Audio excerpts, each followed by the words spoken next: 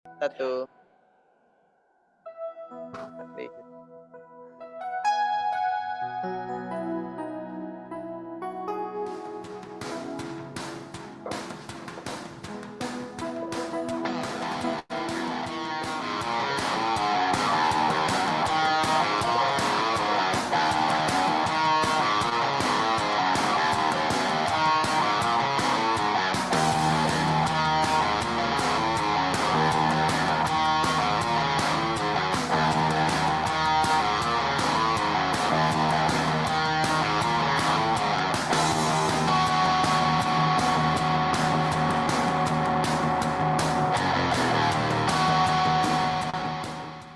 Oke, selamat pagi semuanya.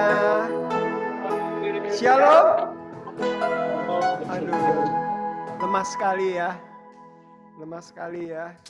Luar biasa. Jadi gini teman-teman sekalian, hari ini buat yang mengikuti via Zoom, halo. Yang nonton juga live streaming, yang juga nanti bakal naik ke YouTube, halo. Kami dari LLC Reformasi Liturgi. Hari ini mengajak kita semua untuk sama-sama beribadah di hadapan Tuhan. Ada satu hal yang saya sangat ingat dari khotbah Pastor CJ 2 minggu yang lalu, adalah bahwa surrender adalah posisi di mana ketika kita disuruh bergantung sama Allah karena nggak ada jawaban yang pasti di situ. Karena nggak ada jawaban yang kunjung datang yang bisa kita terima di situ. Kalau misal kata kita pilih UI atau pilih UGM, jawabannya sama-sama enak.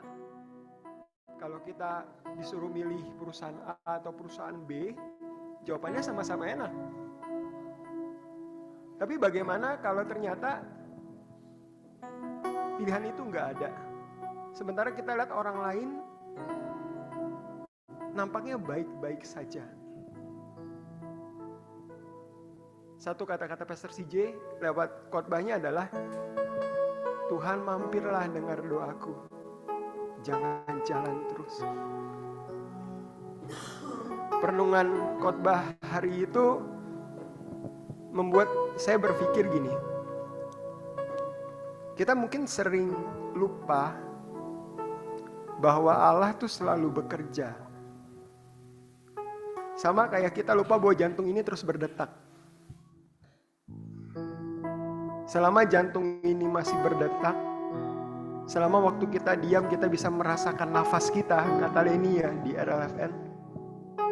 Di titik itu kita disadarkan Allah masih bekerja. Mari kita ambil waktu kita sejenak, memahami setiap hal yang mungkin sampai hari ini kita nggak terima. Di awal musim, Pastor Tim bilang eskalasi. Tapi eskalasi seperti apa? Nampaknya finansialku begitu-begitu aja.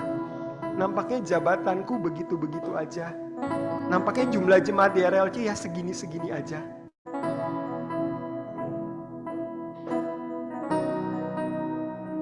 Tapi Allah tetap bekerja meskipun kita nggak merasakannya. Allah tetap bekerja meskipun kita nggak melihatnya hari ini. Let's worship God. Haleluya, Jesus. You are here, moving in our midst. I worship you. I worship you. You are here, working in this place. I worship you. I worship you. Kita ulang sekali lagi. You are here, moving in our midst. I worship you. I worship you. You are here, working in this place. I worship you. I worship you. Sama-sama katakan. You are way maker, miracle the darkness, my God, that is who you are. Waymaker, Waymaker, miracle worker, promise keeper, light in the darkness, my God, there is who you are. You are here, touching every heart. I worship you. I worship you. Yes, Lord. I worship you. You are here, healing every heart. I worship you. I worship you. I worship you. You are here, turning life around. I worship you. I worship you. I I worship you. worship you. You are here, you are the heart. I worship you. I worship you. I worship you. Yes, you are. Waymaker, miracle worker, promise keeper, light in the darkness, my God, that is who you are. Katakan sama-sama, Waymaker. Waymaker, miracle worker, promise keeper, light in the darkness, my God, that is who you are. Sekali lagi, Waymaker, you are. Waymaker, miracle worker, promise keeper, light in the darkness, my God, that is who you are. Waymaker, miracle worker, promise keeper, light in the darkness, my God, that is who you are. That is who you are. That is who you are. That is who you are. That is who you are. That is who you are. That is who you are. That is who you are. That is who you are. That is who you are. Itulah Engkau Tuhan. Itulah Engkau Tuhan. Yes. Even when I don't see it, you're working. Even when I feel it, you working. you never stop. You never stop working. Yes. You never stop. Yes. You never stop. Yes. working. Even when I see it, you're working. Even when I don't feel it, you are working. You never stop. You never stop working. You never stop. You never stop working. Sing it again. Even when I see it, you're working. Even when I don't feel it, you working. You never stop. You never stop working. You never stop. You never stop working. Even when I don't see it, you working. Even when I don't feel it, you working. You never stop. You never stop working. You never stop. You never stop. Waymaker.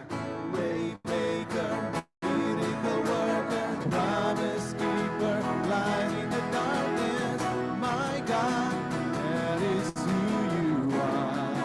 Oh, Waymaker, miracle worker, promise keeper. Light in the darkness, my God, that is who you are.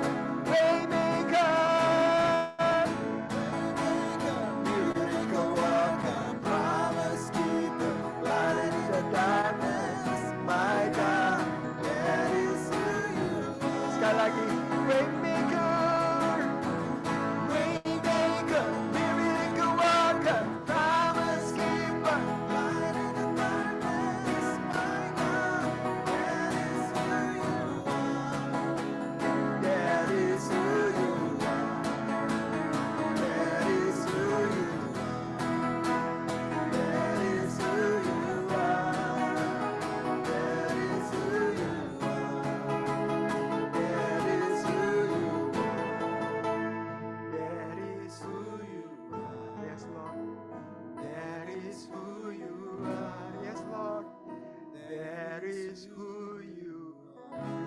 nama Tuhan. Haleluya. Kita bangkit berdiri semua. Ku mau selalu bersyukur, sebab cintamu padaku takkan pernah berubah. Hatiku percaya, walau bumi bergoncang, gunung-gunung berangkat, namun kasih setiamu tak pergi dari na na na na na na na na na na na na.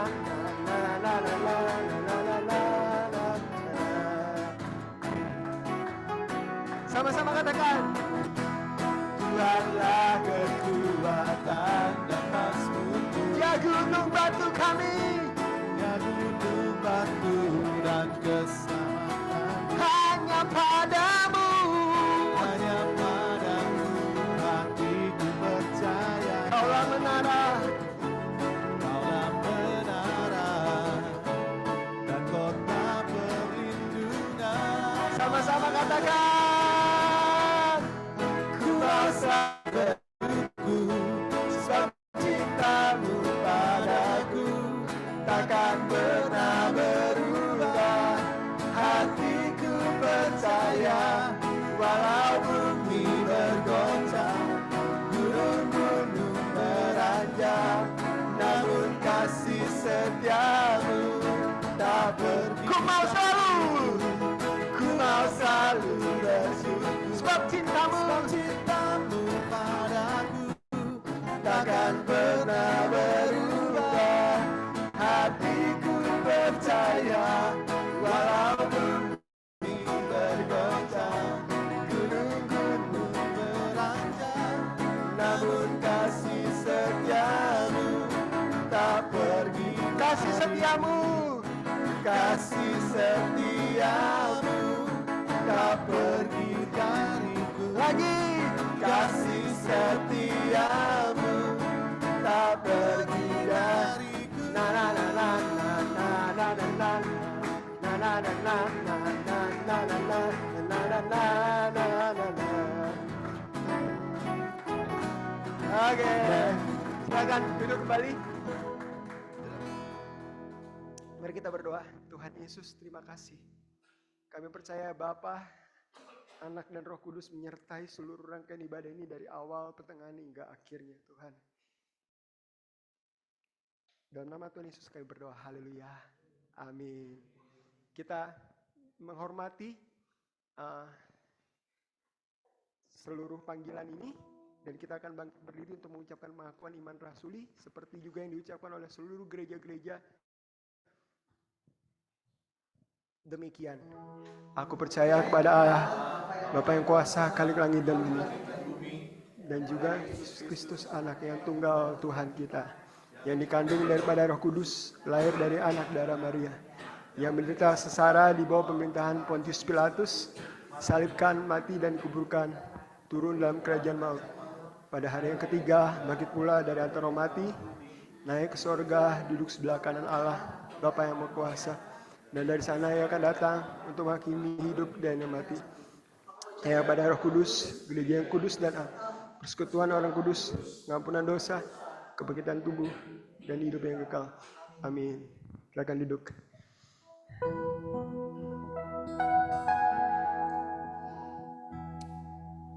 Pastor Jeffrey Rahmat pernah khotbah tentang rumah yang roboh karena dibangun dari pasir, dan rumah yang kuat karena dasarnya itu batu karang.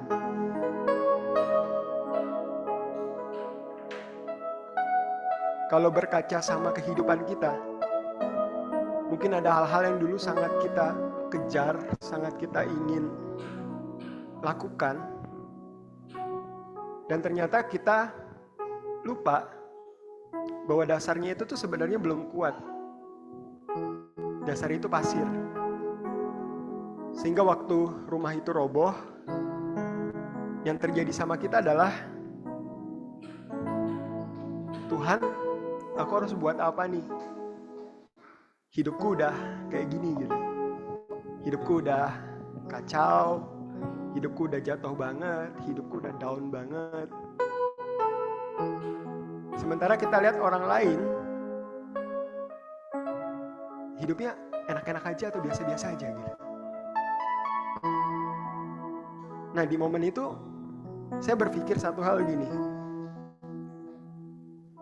Memang kalau hidupnya udah dari pasir, bangun dasarnya dari pasir dan itu bikin kita jatuh, nggak ada satu harapan lain kecuali berharap Tuhan bekerja penuh.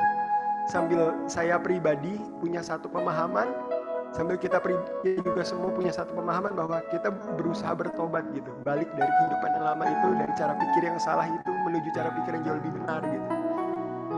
Tapi yang bisa bikin itu semua ya Tuhan Yesus, karena dasarnya harus Dia gitu. Nah, masuk COVID tuh, habis dengar khotbah itu, nggak lama masuk COVID tuh, 2020 apa 2021 gitu, COVID kan. Nah terus aku diperkenalkan sama satu grup band yang aku juga baru tahu ada, namanya Sudirman Worship. Dan hari ini kata Kotim nama grup band kita The Mochi Worship gitu. Ya, gitu. Kita nama grup bandnya The Mochi Worship gitu ya gitu. Karena ibadahnya di The Mochi gitu.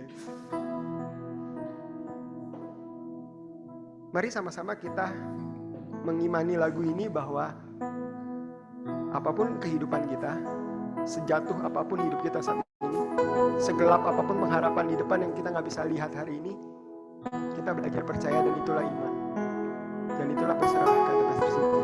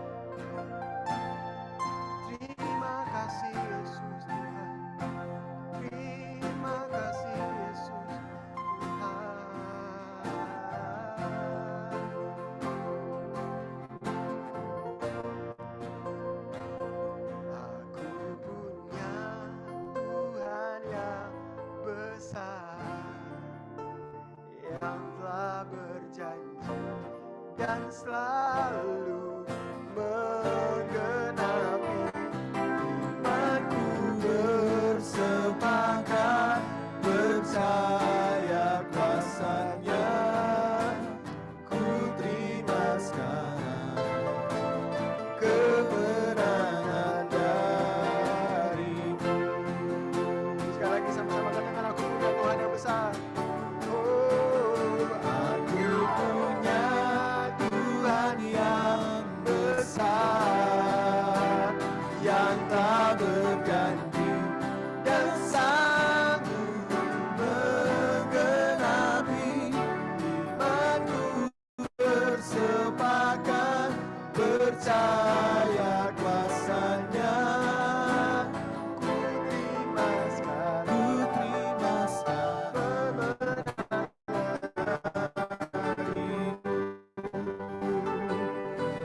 aku punya Tuhan yang besar, yang telah berjanji dan sanggup menggenapi. Imanku bersepakat percaya kuasanya, ku terima sekarang kemenangan darimu.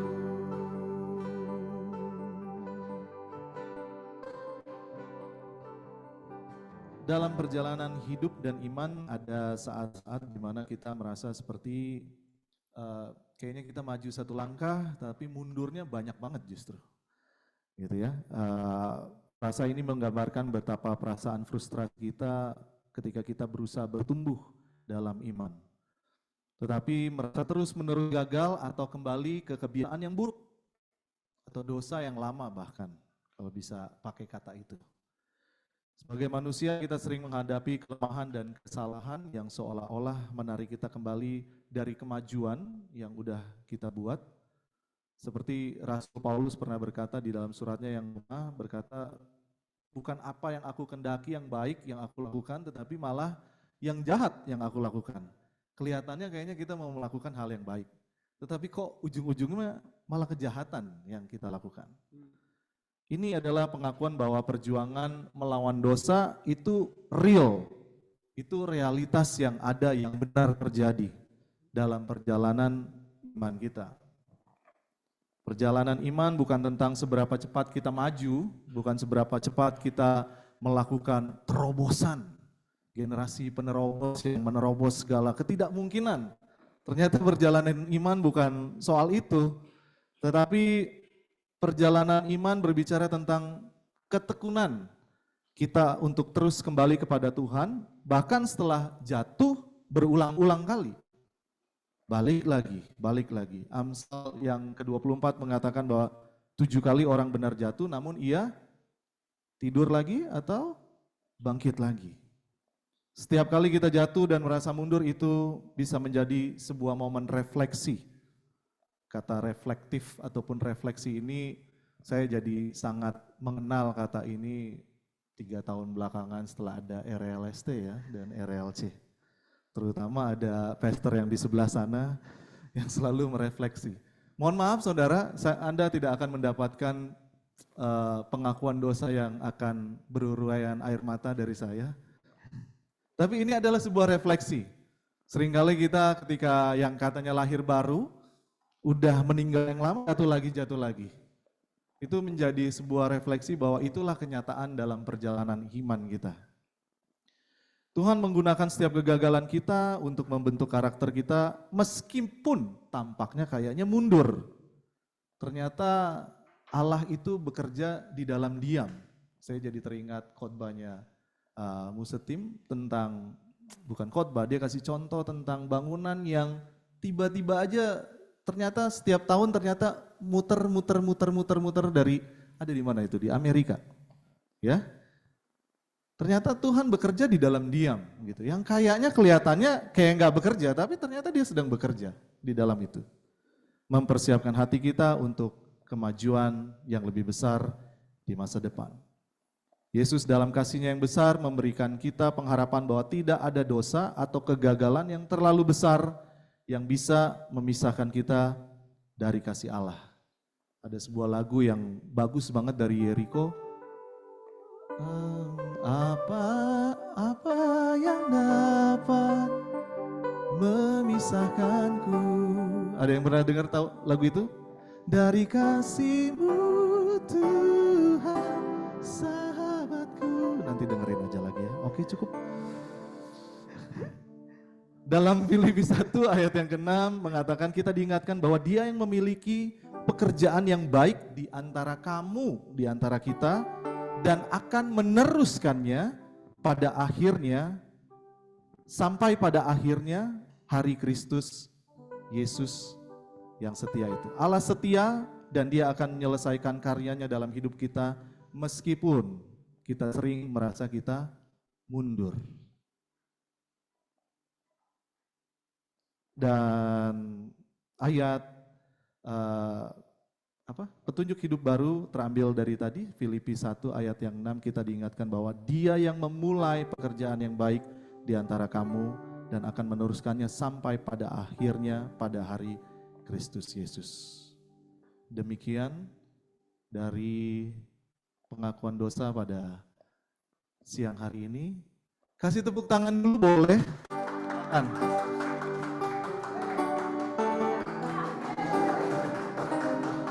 Bagus ya. Kita ambil waktu 1 menit, kita refleksi, kita doa tenang di hadapan Tuhan. Mari kita berdoa, mengakui pengakuan dosa kita di hadapan Tuhan.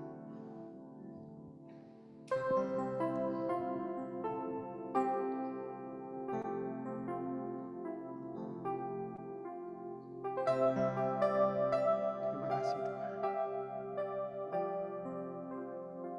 Kami sadar kami berdosa.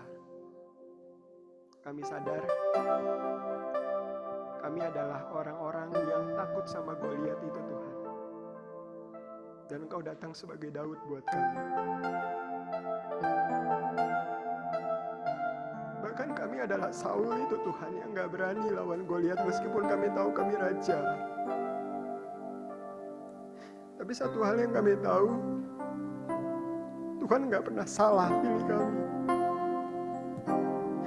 Dan satu hal yang kami tahu, perjalanan langkah kami sampai hari ini, meskipun kami sering di dalam lembah kekelaman, tapi itu gak pernah salah di mata Tuhan. Hari ini kami ada karena semua perjalanan itu Tuhan.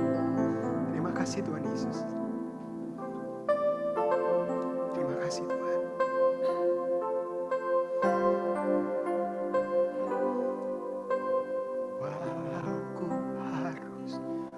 Jalan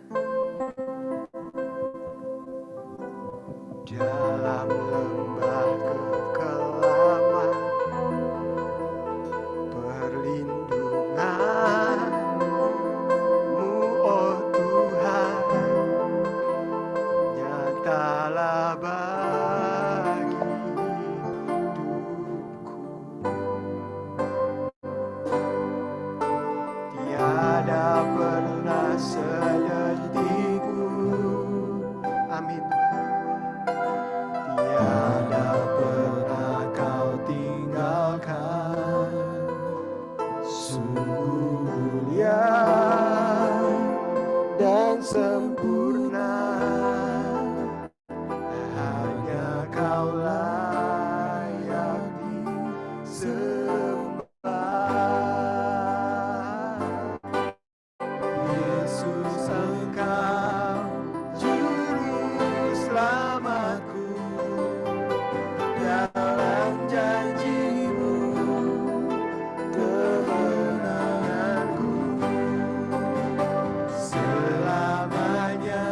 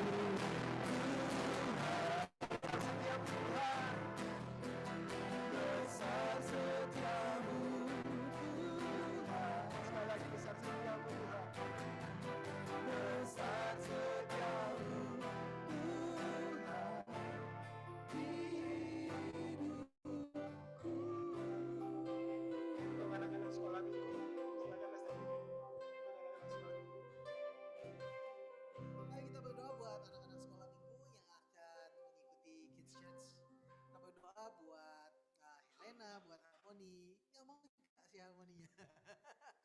Mari kita berdoa buat Helena Harmoni Hanasa.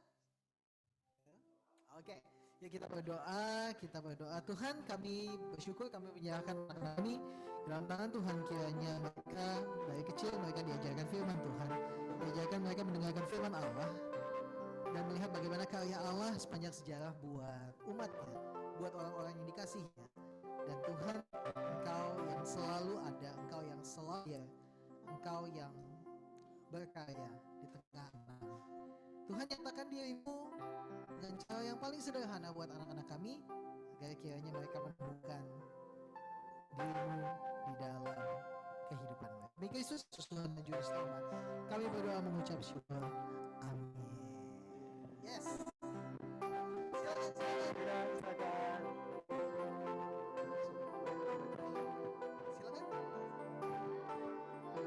Bye-bye. Tes. Udah. Tes.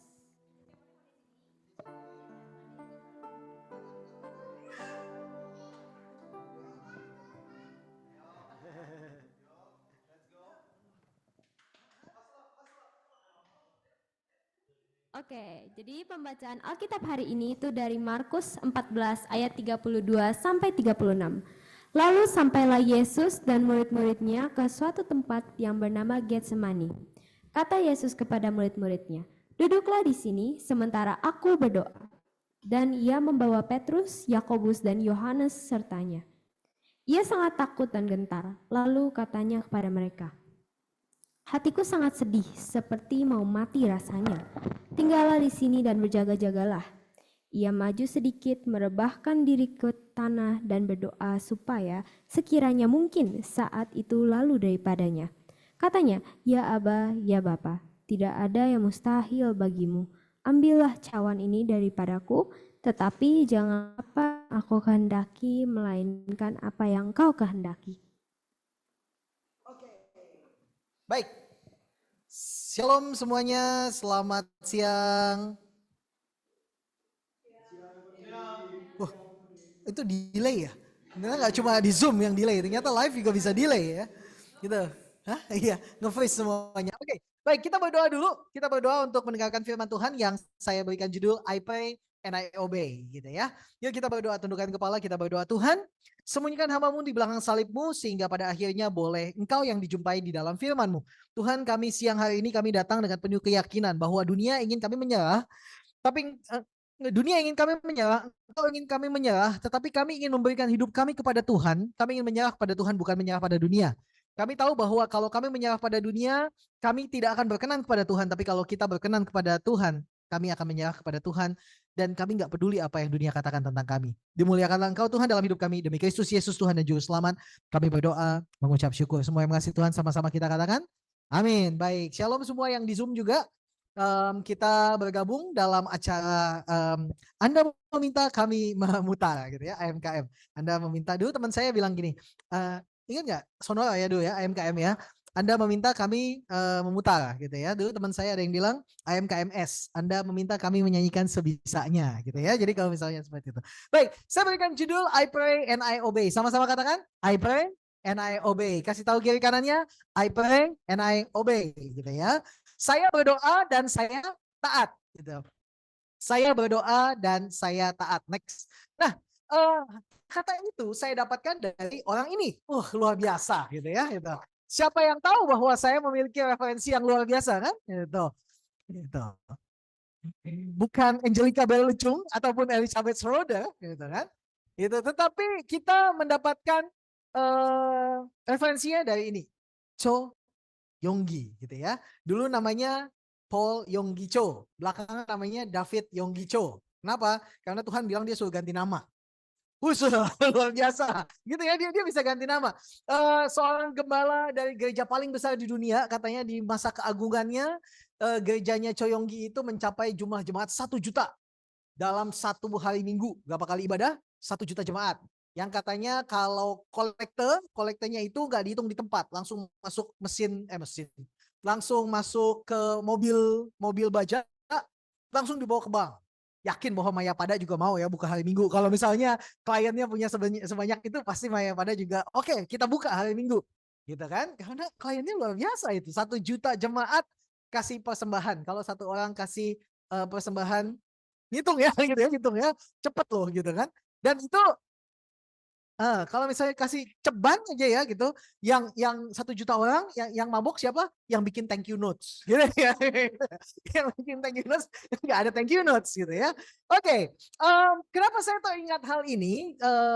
Karena waktu saya tulis skripsi, waktu S1 dulu, semua skripsi di Seminary Battle itu ada di halaman pembuka itu pasti ada nama, fakultas, bidang studi, judul skripsi, dan ada moto. Oke. Dan saya nggak tahu apa yang harus saya tuliskan. Setelah saya 4 tahun sekolah di seminari, saya berpikir bahwa kayaknya gue nggak punya moto dalam gitu kan. Pikir bahwa apa ya, CTI oke kah? Atau apa kan nggak mungkin ditulis di situ.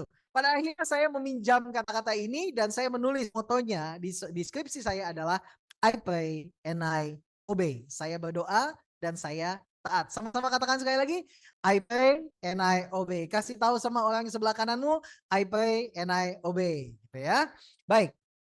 Nah, dengan demikian kalau saya berdoa dan saya taat, gitu. Dengan tema bulan ini yang saya ingin mengangkat hal ini menjadi sesuatu yang menjadi perenungan kita pada hari ini. Kalau kita menggunakan kata refleksi, 3 tahun yang lalu saya mendengar kata refleksi, katanya Andy dulu. Sebelum itu juga saya nggak tahu refleksi itu pijat.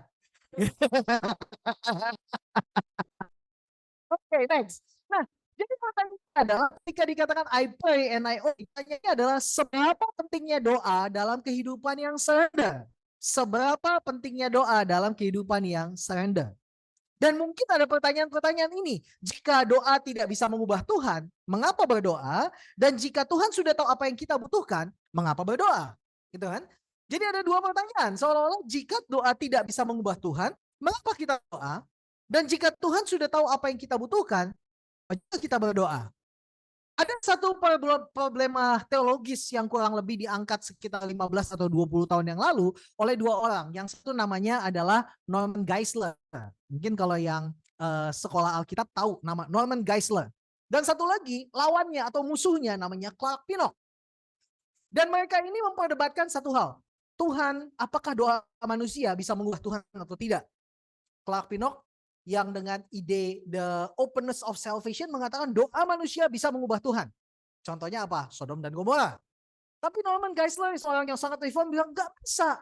Doa manusia tidak bisa mempengaruhi apa yang Tuhan sudah tetapkan. Nggak kelar masalah itu di kalangan evangelical. Masalah Norman Geisler sama Clark Pinnock sampai dua-duanya meninggal, gitu kan?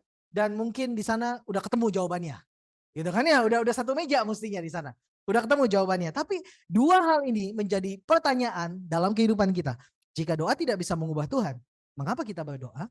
Yang kedua, jika Tuhan sudah tahu apa yang kita butuhkan, mengapa juga kita berdoa? Next. Dan tampaknya janji itu, gitu ya. Kita tahu Matius 7 ayat 7 dikatakan, mintalah maka akan diberikan kepadamu. Carilah maka kamu akan mendapat, ketoklah maka pintu akan dibukakan bagimu. Tampaknya janji ini tidak berlaku di Getsemani. Oke? Kita baca sama-sama ya. Matius 7 ayat 7, 1, 2, 3. Mintalah, maka akan diberikan kepadamu. Carilah, maka kamu akan mendapat. Ketoklah, maka pintu akan dibukakan bagimu. Pastor CJ 2 minggu yang lalu bahkan mengatakan bahwa kalau udah mencari, nggak dapat, diketok, nggak dibukakan, dan minta nggak diberikan. Gitu kan? Tampaknya janji ini tidak berlaku di Getsemani. Tidak berlaku di Getsemani. Next, dalam Markus 14 yang tadi kita baca, yang dibacakan oleh Lea, lalu sampailah Yesus dan murid-muridnya ke satu tempat yang bernama Getsemani. Padahal namanya quite good ya, Getsemani gitu ya, Getsemani gitu ya. Oh, ternyata bukan gitu ya. Kata Yesus kepada murid-muridnya, duduklah di sini sementara aku berdoa. Duduk di sini, aku berdoa. Dan ia membawa Petrus, Yakobus, dan Yohanes untuk sertanya. Ia sangat takut dan gentar. Lalu kepada mereka, hatiku sangat sedih seperti mau mati rasanya. Banyak ya hari-hari ini orang yang mau mati. Betul? Ya, Lea cerita teman-teman di sekolahnya banyak yang mau mati. Sampai sekarang belum mati-mati. Ya.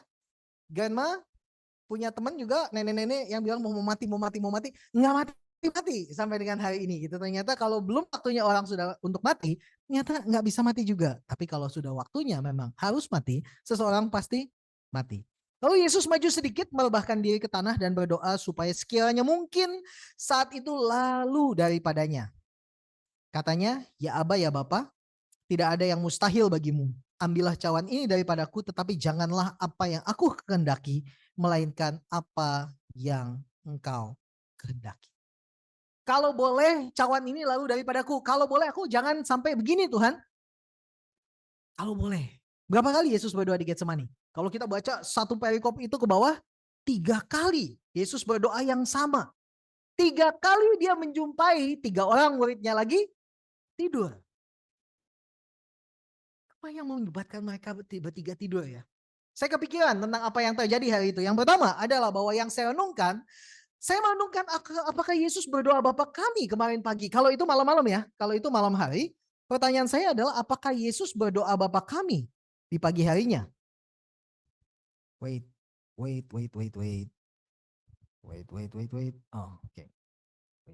Wait.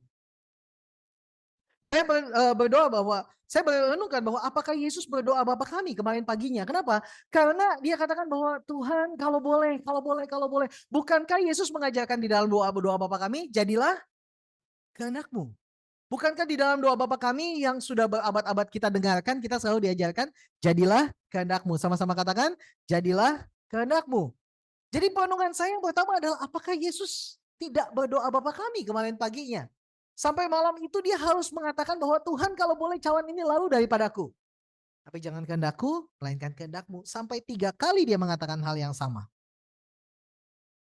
Lalu yang kedua adalah saya berpikir apa yang dilakukan oleh 3 orang murid itu ketika mereka sampai tertidur. Yesus sudah bilang bahwa aku sangat sedih sampai rasanya mau mati.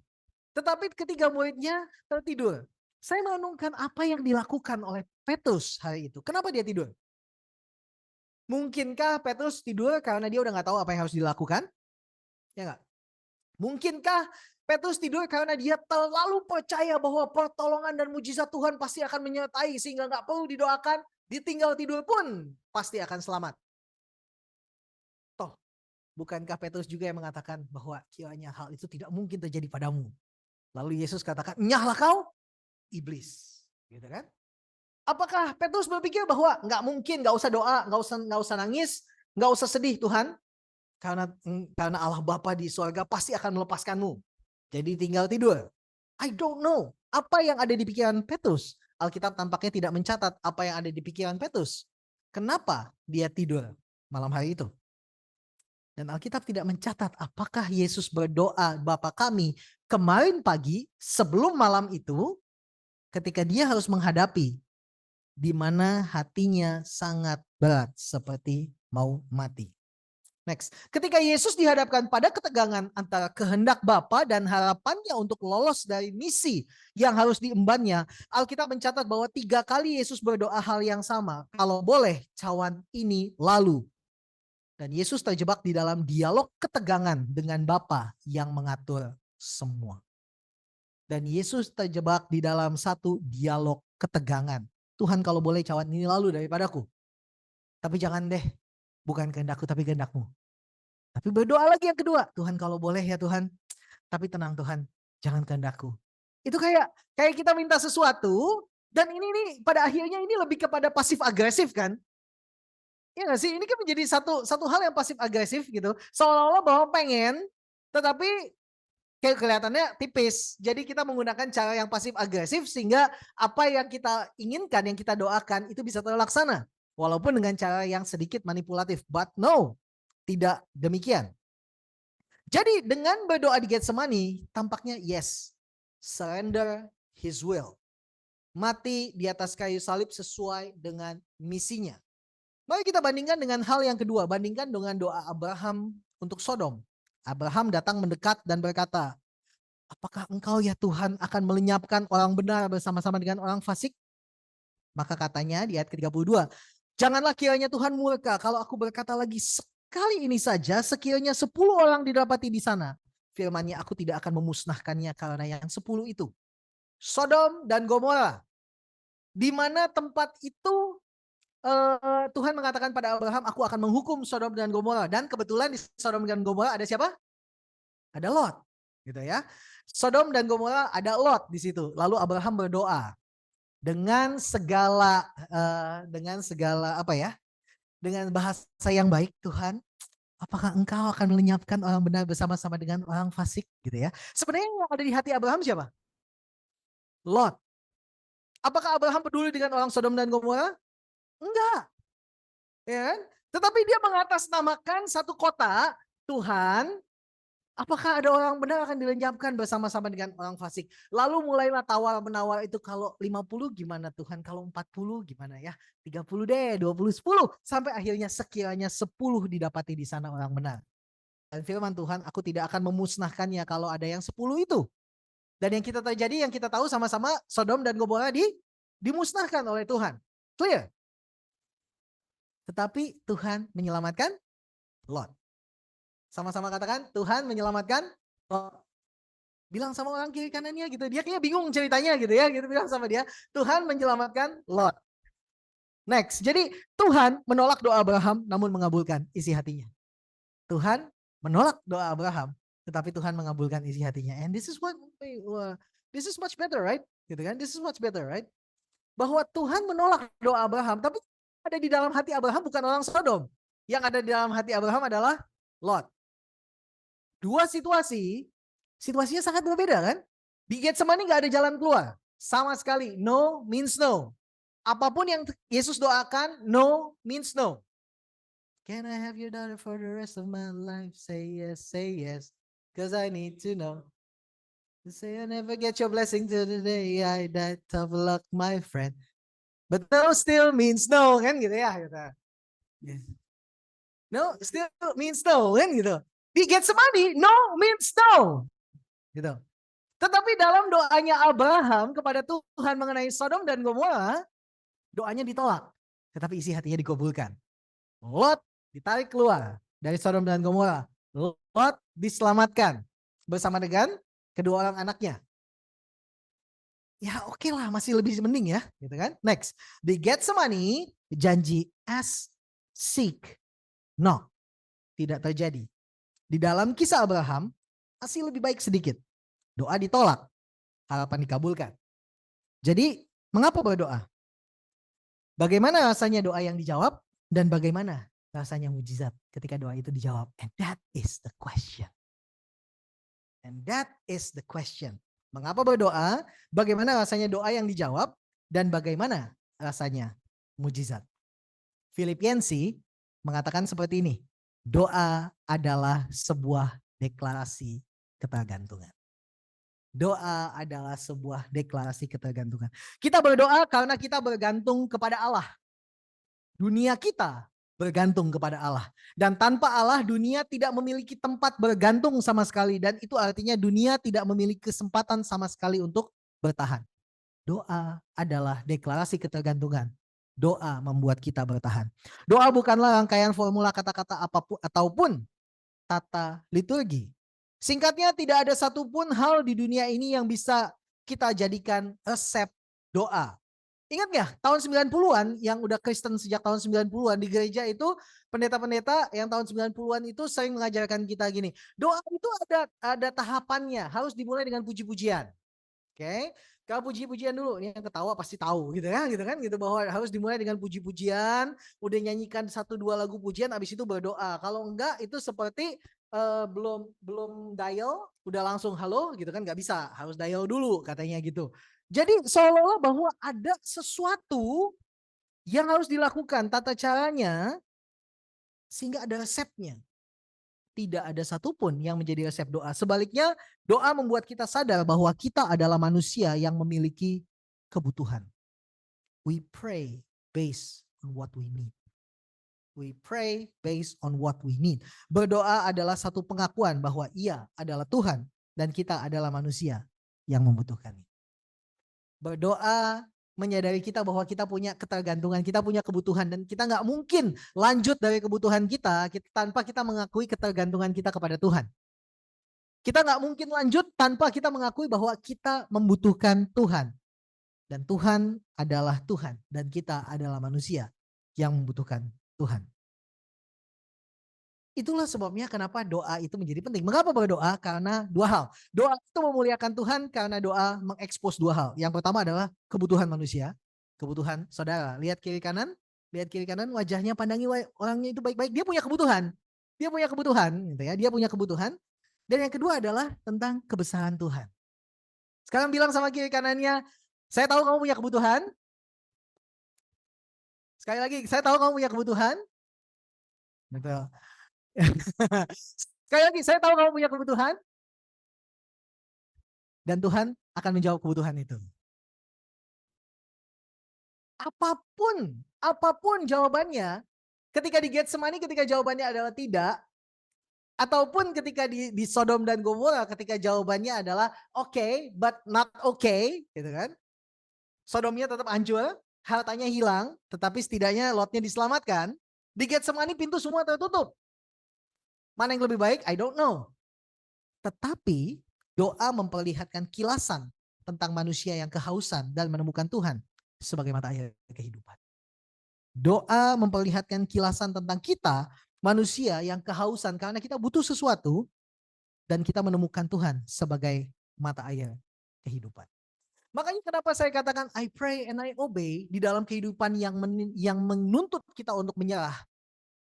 Let's see, dunia ingin kita menyerah, Tuhan ingin kita menyerah, lebih baik kita menyerah kepada Tuhan daripada menyerah pada dunia. Mari kita menyerah kepada Tuhan daripada kita menyerah dengan apa kata dunia tentang kita. Dan ketika hal itu terjadi, saya ingin mengangkat kisah yang ketiga.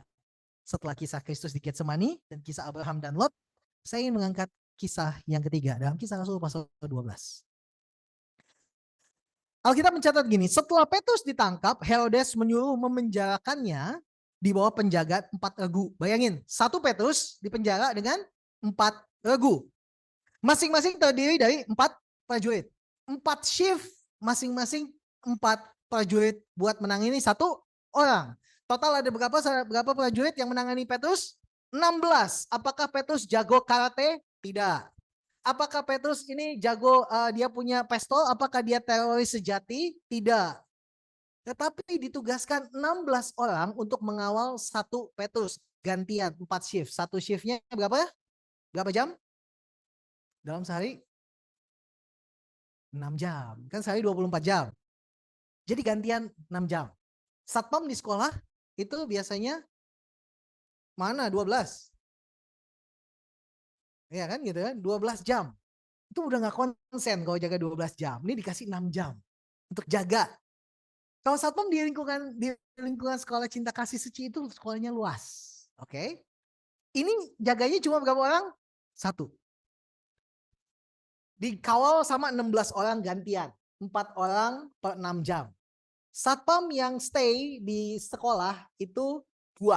Yang ada di 2 itu 12 jam. Jauh lebih mudah pekerjaan ini. Untuk mengawal 1 Petrus. Petrus gak bisa taekwondo. Gak punya black belt dalam MMA. Gitu kan? Petrus gak punya senapan mesin. Petrus bukan teroris. Dia gak punya jaringan apapun. Mungkin mereka takut kalau Petrus menumpangkan tangan lalu tiba-tiba lebah dan berbahasa, oh penjaga-penjaga ini kan, who knows gitu. Sampai Herodes bilang bahwa dipenjarakan pengawasan 4 regu masing-masing dari 4 prajurit. Maksudnya ialah supaya sehabis Paskah ia menghadapkannya ke depan orang banyak. Tetapi Petrus ditahan di dalam penjara. Tetapi jemaat dengan tekun mendoakannya kepada Allah. Oke.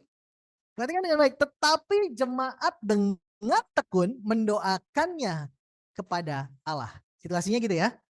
Ini ditahan, kita anggap dia Petrus ya. Ini. Ditahan. Gimik gitu ya. Ini ditahan. Nah. Karena jemaat kita dikit, gue nggak bisa nyari 4 orang buat jaga dia gitu kan ya gitu. Tetapi penjara, ketika dia di penjara gitu, jemaat yang sebelah sana tuh yang itu lihat pada sana gitu. Nah jemaat dengan tekun mendoakannya kepada Allah. Kira-kira kalau dia ditahan, yang sana doa ini apa? Hah? Apa?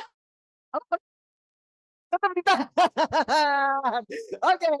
Tetap ditahan gitu ya. Jangan dilepas ya Tuhan. Biarlah kiranya dia tetap ditahan. Kalau perlu disalib langsung gitu kan gitu. Saya pikir dalam keadaan paling normal, jemaat akan mendoakan dia agar dibebaskan, dilepaskan, gitu ya, dibebaskan, dilepaskan, betul ya? Setuju? Doanya Abel apa buat Freddy? Dibebaskan. Doanya Gaby, doanya Momon buat Freddy? Tetap Momen lagi mikir tuh, bebas jangan. Thank you Fred. Gitu ya, gitu. Tetapi jemaat dengan tekun mendoakannya kepada Allah. Gitu kan? Asumsi kita adalah bahwa jemaat berdoa agar Petrus dilepaskan dari penjara seperti itu. Nah, berikutnya. Pada malam sebelum Herodes hendak menghadapkannya pada orang banyak, Petrus tidur di antara dua orang prajurit terbelenggu dengan dua rantai. Selain itu prajurit-prajurit pengawal sedang berkawal di muka pintu. 4 prajurit. Petrus tidur di antara dua orang prajurit. Selain itu prajurit-prajurit pengawal sedang berkawal di muka pintu. Pengawalnya ada berapa? 4. Petrus tidur di sini, sebelah kiri kanannya ada prajurit yang tidur sebelah kiri kanannya. 2 lagi berkawal di muka pintu. Oke, dia tidur dan dirantai dengan 2 rantai, 1 ke tangan yang sini, 1 ke tangan yang dia pakai. Kalau misalnya hari ini dia pakai borgol, 1 diborgol ke orang yang ini, 1 diborgol pada orang yang itu. Bayangkan Herodes ini pencegahannya sangat hebat pada waktu itu.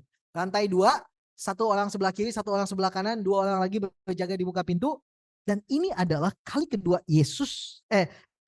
Petrus tidur di tengah suasana mencekam setelah di taman Getsemani. Ya kan? Di Getsemani dia tidur.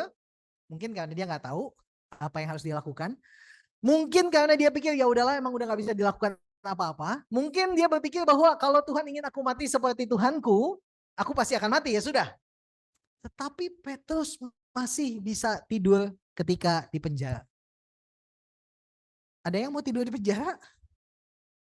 Gitu kan, nggak ada orang yang mau tidur di penjara. Tetapi Petrus masih bisa tidur di penjara. Lihat kiri kanan, bilang sama dia gitu ya, lu mau tidur di penjara gitu. Coba ditanya dulu, dipastikan dulu sama dia, lu mau tidur di penjara gitu. No, sleep in a jail. Tidak ada orang yang mau tidur di penjara, dan kalau mau tidur pun nggak bisa kali ya. Saya nggak tahu. Paulus dan Silas memilih untuk memuji Tuhan di Filipi. Dia bernyanyi kan? Gitu kan, sebagaimana Alkitab mengatakan langit adalah tahtaku, bumi adalah tumpuan kakiku. Ketika mereka mulai menyanyikan pujian dan kakinya Tuhan mulai, dan goyanglah semua penjara itu, gitu kan? Gitu. Tetapi Petrus melakukan apa yang dia lakukan dengan baik, yaitu tidur. Kenapa dia tidur? Karena dia tahu bahwa dia nggak bisa melakukan apa-apa. Ketika angin badai itu terjadi, yang tidur siapa? Yesus. Petrus lagi ngapain? Panik. Karena dia tahu dia bisa melakukan sesuatu. Dia tahu bahwa dia seorang nelayan. Dia harus lakukan sesuatu untuk mencegah kapal itu tenggelam. Lalu ketika dia udah gak bisa melakukan apa-apa, dia bilang sama gurunya, guru kamu gak peduli kalau kita binasa. Tuhan kamu gak peduli kalau kita semua tenggelam. Lalu Yesus bilang ini, diam. Tenanglah, aku jadi ingat COVID ya waktu itu ya, gitu. Ada yang itu ya, gitu ya, yang seperti itu ya. Gitu. Dan tetap ada bahwa terus dia tidak akan tidur kalau dia tahu dia bisa melakukan sesuatu. Tetapi di sini dia tahu dia nggak bisa melakukan apa-apa, jadi dia tidur. Nah, tetapi yang lebih menarik adalah ayat yang setelahnya, dikatakan gini, tiba-tiba all of the sudden, sekonyong-konyong, itu bahasa Indonesianya. Tiba-tiba berdirilah seorang malaikat Tuhan dekat Petrus dan cahaya bersinar di dalam ruang itu. Malaikat itu menepuk Petrus untuk membangunkannya, katanya, bangunlah segera, maka gugurlah rantai itu dari tangan Petrus. Kata pataksas dalam bahasa Yunani artinya itu bukan menepuk. Itu bisa artinya memukul. Bahkan pataksas ini sendiri itu bisa memukul sampai hampir mati. Atau memukul sampai mati, gitu ya. Atau menggoyangkan. Beberapa Alkitab dalam penerjemahannya pun berbeda-beda. Alkitab bahasa Indonesia menggunakan kata menepuk. Ada yang katakan menggujangkan, memukul. Baik itu yang struck atau smite, yang memukul dengan gila-gilaan. Dan malaikat itu memukul Petrus, gitu ya. Mungkin orang sebelah kiri kanan gitu ya, dia butuh dipukul, coba ditonjok itu bahunya, ya kayak gitu ya, gitu. Butuh yang kayak gitu tuh, yang gitu kan, gitu. Woi, bangun, gitu kan. Saya menduga bahwa Petrus adalah orang yang deep sleeper. yang tidak akan bangun apapun yang terjadi, ya kan? Kalaupun makanya caranya beda dengan Paulus ketika di Filipi. Kalau Paulus itu dia masih sadar, dan ketika penjara itu mulai bergoyang dan semuanya itu gempa gitu. Mungkin Petrus adalah orang yang nggak bangun ketika gempa. I don't know. Siapa di sini yang nggak bangun kalau gempa? Oh, ya itu dia. Orang yang sangat deep sleep. Nggak peduli, yang kalau tidur seperti mati, gitu kan ya, gitu. Dan malaikat menepuk Petrus, menggoyangkan dia, menonjok. Coba tonjok sekali lagi sebelah kiri kanannya. Nah, gitu ya. Dan bangunlah segera, maka gugurlah lantai itu dari tangan Petrus. It's just like magic, right? Gitu kan, tiba-tiba lagi ini, tiba-tiba cekling, gitu kan. Lantainya bisa cekling, gitu. Dan para biblikus akan mengatakan bahwa ini nggak mungkin terjadi seperti ini. Siapa bilang nggak mungkin, gitu kan? Tiba-tiba enggak. Malaikat nggak ada yang namanya malaikat itu pakai picking lock, gitu kan? Cek, cek, cek, cek, cek, cek, cek, gitu. Ini tiba-tiba yang terjadi adalah entah bagaimana. Mungkin ada yang mengatakan bahwa ya mungkin itu tadi nggak kunci dan semuanya. I don't care. Yang pasti adalah kita mengatakan bahwa gugurlah lantai itu dari tangan Petrus. Dan berikutnya, lalu kata malaikat itu padanya, gitu ya, setelah dibangunkan, setelah digoyangkan, setelah dipukul tadi bahunya, lalu kata malaikat itu padanya, ikatlah pinggangmu dan kenakanlah sepatumu. Ikat pinggangmu, pakai jubahmu gitu ya, ikat pakai sepatumu. Ia pun berbuat demikian. Lalu malaikat itu berkata padanya, kenakanlah jubahmu dan ikutlah aku.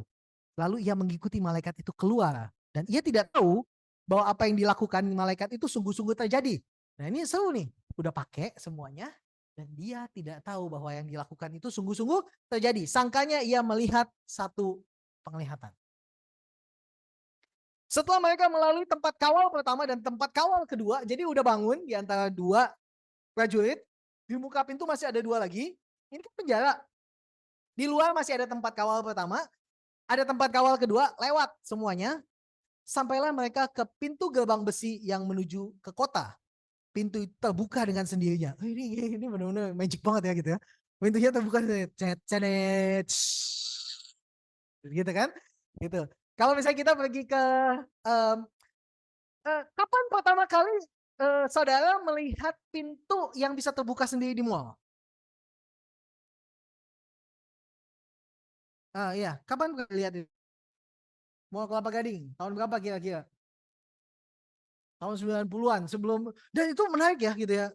Kalau misalnya yang kayak Lea sih dia udah biasa dia melihat itu. Tetapi kita yang udah yang tua gitu ya, Gen X ini, itu pertama kali kita pernah lihat pintu terbuka. Dan it's like amazing. Oh wow, pintunya terbuka sendiri, men. Gitu kan? Terus kita mainin, kita gini gitu kan. Gitu. Oh iya lu bisa lu terbuka sendiri, men, gitu kan? Bener gak sih gitu? Gitu. Kalau Abraham enggak kali ya, pintu udah terbuka semua ya waktu zaman lu ya, Bang? Enggak juga. Oh ada, sama ya gitu ya. Gitu kan? Kalau si Lea enggak lah, pintu udah sering ya itu. Maksudnya adalah. Tapi kalau misalnya kita ngelihat itu pintu terbuka sendiri gitu. Waktu gua kecil itu pertama kali gue lihat pintu seperti itu adalah di mana ya, Mah? Itu. Yang dulu waktu kecil si papa suka ngajak berenang di Kartika Chandra ya. Gedungnya aja udah enggak ada sekarang. Gitu kan? Gedungnya aja udah enggak ada. Kartika Chandra itu adalah di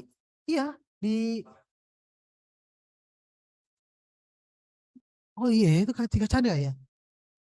Itu ya atau gimana nggak tahu lah, pokoknya itulah gitu. Gue melihat itu dan gue pikir bahwa oh pintu terbuka sendiri, men, gitu kan. Gitu kan. Gitu. Kalau salah seorang dosen gue pernah cerita, karena dia bilang dia datang dari kampung gitu ya. Dosen gue datang dari kampung, dia bilang ketika lihat pintu terbuka sendiri tuh yang kayak pas set gitu pintu terbuka dalam nama Yesus. Wow, gimana ceritanya? Nggak ada yang pernah kasih tahu dia kan, gitu bahwa pintu itu bisa terbuka sendiri. Tetapi ternyata mekanisme pintu terbuka sendiri bisa ditemukan di dalam Kisah Rasul, gitu ya. Dan pintu itu terbuka dengan sendirinya bagi mereka. Sesudah tiba di luar, mereka berjalan sampai ke ujung jalan dan tiba-tiba malaikat itu meninggalkan dia. Dan setelah sadar akan dirinya, baru dia sadar, beneran, men, gitu kan? Ini beneran, men, gitu. Mungkin sebelah kiri kanan perlu ditepuk gitu ya, gitu. Jangan pipinya gitu ya. Gitu untuk bilang bahwa, dan setelah ia sadar, Petrus berkata, sekarang tahulah aku benar-benar bahwa Tuhan telah menyuruh malaikatnya dan menyelamatkan aku dari tangan Herodes dan dari segala sesuatu yang diharapkan oleh orang Yahudi. Dan setelah berpikir sebentar, berpikirlah ia ke rumah Maria, ibu Yohanes, yang disebut juga Markus. Di situ banyak orang sedang berkumpul dan berdoa. Di situ orang masih berkumpul dan masih berdoa agar dia dilepaskan. Ini sangat menarik yang berikutnya terjadi. Dan ketika ia mengetuk pintu gerbang, datanglah seorang hamba perempuan bernama Rode untuk mengetahui siapa yang mengetuk itu. Ia terus mengenal suara Petrus. Tetapi karena girangnya, ia tidak membuka pintu gerbang itu dan segera masuk ke dalam untuk memberitahukan bahwa Petrus ada di dalam gerbang. Keren kan ya, ini emang luar biasa nih orang nih. Terus pasti Petrus gitu kan gitu, tapi nggak dibukain, masuk dulu gitu ya. Orang tuh kalau misalnya gitu dibukain men gitu, nggak dibukakan. Tetapi, and this is important, tetapi kata mereka pada perempuan itu, engkau mengigau. Akan tetapi ia tetap mengatakan bahwa ia dan benar-benar demikian. Kata mereka itu malaikatnya. Kan? Dan si Rode bilang itu Petrus. Yang di dalam yang lagi berdoa. Mereka lagi apa? Berdoa. Mereka berdoa agar Petrus dilepaskan. Dan mereka yang lagi berdoa di dalam mereka berpikir bahwa ketika dikatakan itu ada Petrus di luar. Dan dia katakan apa? Enggak. Ya itu tuh malaikat. Ya, enggak mungkin. Kamu ngigo. Gitu ya. Lihat kiri kanan bilang sama dia. Kamu jangan ngigo. Gitu ya. Gitu. Kamu ngigo. Kamu jangan ngigo. Ini kita lagi berdoa di sini, men, gitu kan? Hey, diam, gitu kan? Diam, tenanglah. Kita lagi berdoa, jangan ganggu. Berdoanya buat apa? Biar Petrus dilepaskan. Itu di gerbang, diam, stop. Oke? Kita lagi berdoa, jangan ganggu. Petrusnya ada di gerbang, nggak mungkin. Kita lagi berdoa. Petrusnya ada di situ, beneran itu Petrus. Gak bisa, jangan bohong. Kita lagi berdoa. Kita lagi berdoa. Next. Seringkali kita berdoa mengharapkan mujizat tapi nggak tahu mujizat itu seperti apa. Oke?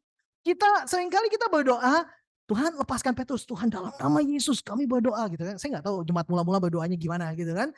Tapi anggaplah berdoanya seperti kita, Tuhan dalam nama Tuhan Yesus kami berdoa bahwa akan ada mujizat, akan ada kelepasan gitu kan. You are a way maker. Apa aja tadi gitu ya.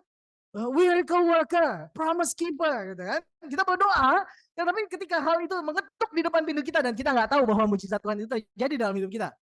Dan ini menarik loh. Ini menarik. Kenapa? Karena seringkali kita berdoa mengharapkan mujizat, kita mengharapkan Tuhan menolong kita, tapi kita nggak tahu mujizat itu seperti apa. Kenapa? Karena apa yang kita pikirkan, seringkali kita nggak berpikirkan bagaimana cara Tuhan. Saya nggak tahu jemaat itu ketika berdoa agar Petrus dilepaskan, berdoa untuk Petrus, saya nggak tahu bagaimana cara mereka berpikir. Apakah mungkin Herodes tiba-tiba bilang bahwa oke, semuanya ini adalah Petrus.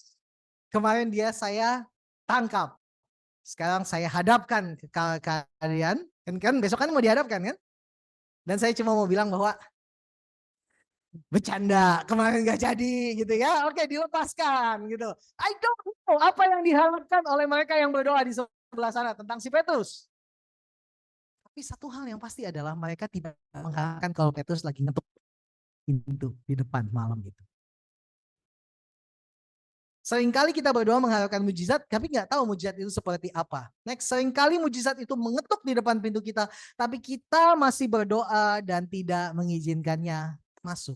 Seringkali apa yang kita pikirkan tentang mujizat, apapun yang kita inginkan, Tuhan kami surrender to your will. Kami menyerahkan Petrus ke dalam pemeliharaanmu, ke dalam tangan pengasihanmu, ke dalam kuasamu. Kami berdoa untuk kelepasannya Tuhan agar Tuhan menyatakan kebesaran Tuhan. But he is already knocking. Dan kita tidak mengizinkannya masuk. Next, seringkali kita tidak tahu mujizat itu seperti apa. Tapi kita juga nggak setuju dengan caranya Tuhan. Kita pikir cara kita lebih oke. Nggak tahu. Saya nggak tahu ketika kita memandang sebelah sana orang-orang yang berdoa itu tentang si Petrus. Saya juga nggak tahu. Mungkin teman-teman di sini sebelum kita membaca hal ini, kalau ada hal yang kita imajinasikan hari ini, bagaimana kira-kira harapan kalian yang berdoa atau saudara yang berdoa tentang Petrus dilepaskan? Gimana caranya? Kalau ini kan Alkitab menjelaskan seperti itu. Anggaplah kita adalah orang-orang yang berdoa di rumah ibunya Yohanes Markus. Oke? Apa yang ada di pikiran kita bagaimana Petrus dilepaskan? Kalau kita ada di situ berdoa bersama-sama dengan ibunya Yohanes Markus malam itu, apa yang ada di pikiran kita? Gimana caranya Petrus bisa dilepaskan? Hah? Divonis gak bersalah. Oke, apa lagi? Oh iya, oke, percaya mujizat mereka berdua. Oke, ada lagi? Ada lagi? Cara yang non karismatik lah gitu ya, gitu ya. Cara hah? CJ gitu, CJ. Oh ya, divonis gak bersalah. Oke, apa lagi? Ada lagi? Yang dulu keputusan resmi gitu ya, gitu. Bercanda gitu ya. Nggak jadi gitu kan. Gitu. Apa lagi? Ada lagi yang punya ide lain? Most of the time kita berpikir bahwa ini pasti caranya begini. Okay? Kita berdoa buat besok. Gitu ya. Kita berdoa buat besok. Dan kita nggak pernah ready bahwa ternyata malam itu Tuhan melakukan sesuatu intervensi yang besar dalam kehidupan Petrus, dalam kehidupan orang-orang yang berdoa. Saya pikir yang lebih shock adalah bukan cuma Petrus, tapi orang yang berdoa. Ya kan, gitu kan? Yang berdoa malam itu lebih shock dibandingkan Petrus. Dan next, tetapi Petrus terus-menerus mengetuk. Karena belum dibukain, ya ketok terus. Gitu kan?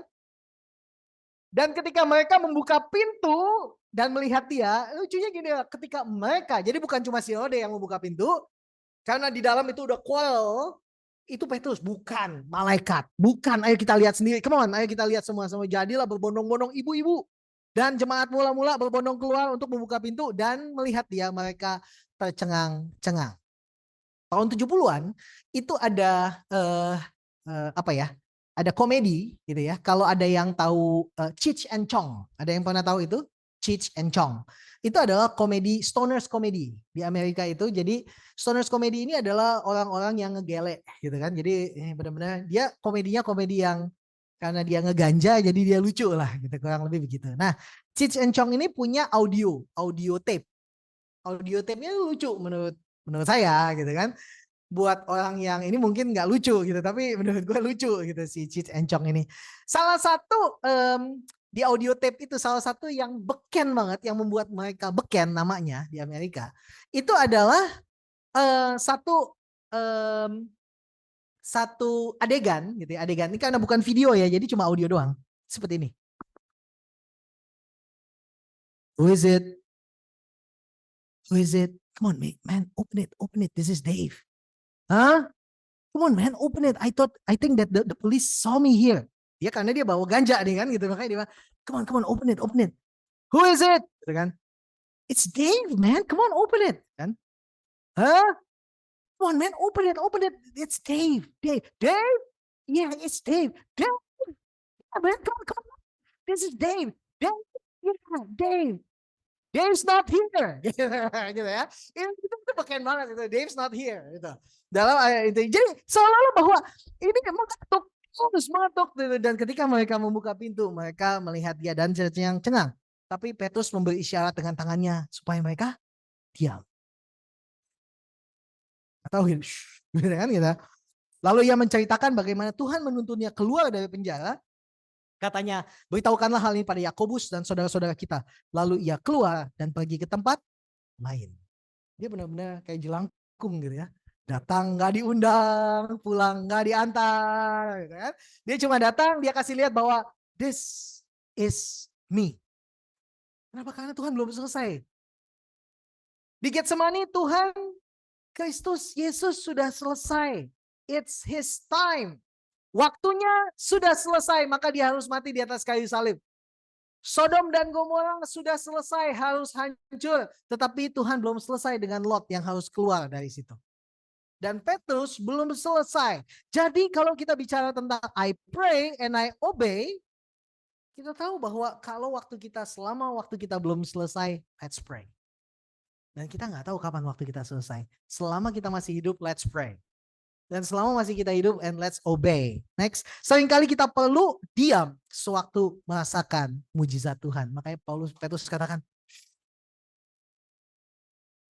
seringkali kita cuma perlu diam sewaktu kita merasakan mujizat Tuhan itu terjadi. Dalam Mazmur 34 ayat ke-9 dikatakan, kecaplah dan lihatlah betapa baiknya Tuhan itu. Just taste and see. You don't have to say anything. Kamu nggak perlu ngomong apa-apa, tetapi kecaplah dan lihatlah betapa baiknya Tuhan itu. Jadi, mengapa I pray and obey? Next.